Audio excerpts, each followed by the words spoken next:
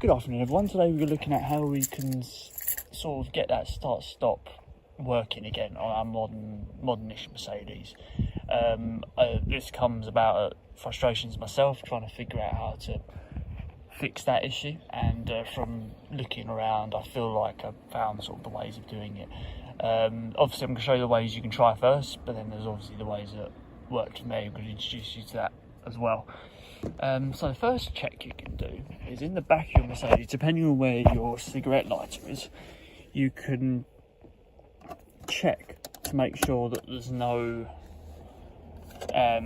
in this cigarette lighter here. Just make sure there's nothing sort of activating that, because anything affecting the battery is going to affect whether it's going to have start-stop on. That's the first little check you can do. Oh yeah, one other thing is make sure, a silly little thing really, but if you can sort of make sure there's nothing affecting so much the seat belts, or plug the seat belts in. Plugging the seat belts in can help. I've seen cases where that does help a little bit, because if the car might think that there's someone sitting on the seats. Don't know why, it could be a malfunction, but it's not. I don't think it's so much an MOT failure, but I know it's a couple of occurrences where this could happen. It's having plug the seatbelts in and see what happens, because it might think that someone's sitting in the back, even if there's no one actually sitting in the back, unless it's the ghost or something like that. You've also got to consider that most of the problems actually come down from the age of the battery. Like my car is a 2019 battery, and it sometimes has issues with the start-stop now. But that's batteries are a few years old now, and that can affect the influence of it. And I feel like if it senses that the battery's maybe not fully charged, it might not let you do the start-stop. But I also noticed that my start-stop would work on a long journey. So obviously the battery's getting charged. The battery's getting charged and it would work on a long distance journey, but then round town, which is what I use my car most for, it didn't seem to work that much. So another check you can actually do is to reset or factory reset your entire sort of multimedia system, and you can do that in the owner's manual. You can check out how to do that here. So I'll just show you now. You can if you search up reset, it should come up with an option to reset factory settings. If you can do that, it will. It depends on the model that you've got and how you actually do it. So let's give this some time.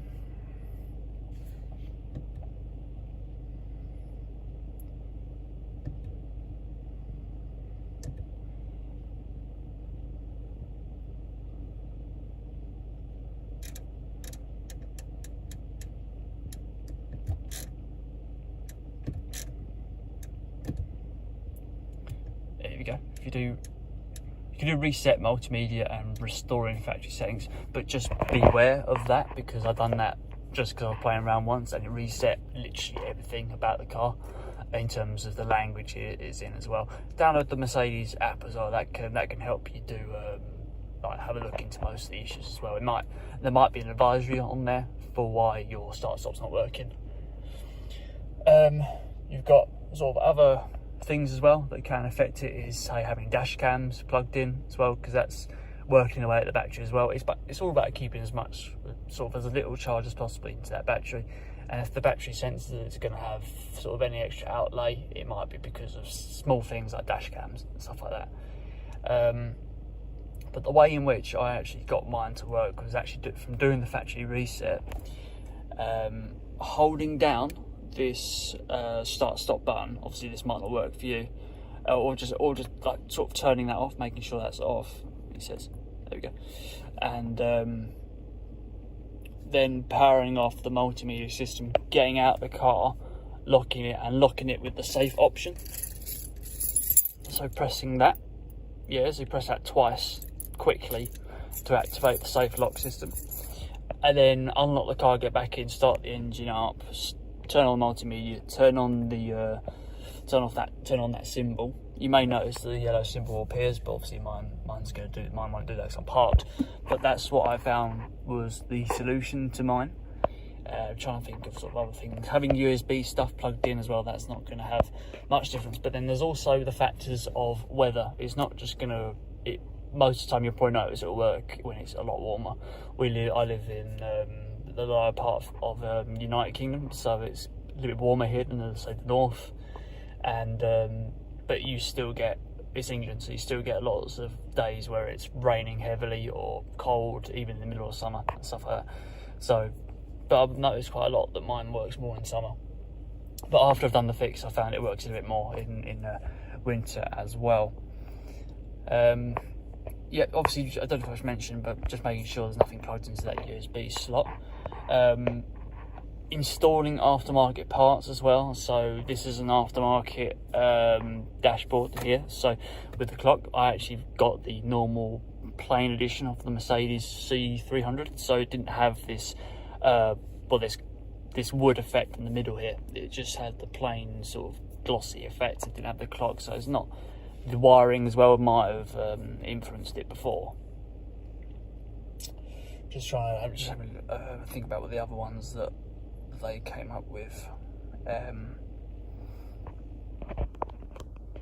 You can always try the SOS button up here, and then obviously they got the details for your individual vehicle, so you can always try that, plug that in, see what happens. Yeah, press the SOS button, then press the red button, and then you can ask them why it's not working and stuff like that. Also check you haven't got any advisories or advisory sort of notifications on your owner's manual. So if you don't know, obviously owner's manual, skip back to where I did that part, go to your messages, see what's in there. It's probably telling me it's a service. Oh yeah, check brake pads. Yeah, it might be the fact that it comes up there, but then not all notifications come up. You can check your voltage in your car by and this will obviously give you the inclination of if it's low voltage that's the issue. Let's go with, where have I got this? You need to obviously get your engine's data. So I've added this as a favourite on here. Let's find that engine data. Obviously this is here. I've obviously got the charge on the side here. That should be up a pretty decent value. So having set 14.8 volts is not too bad.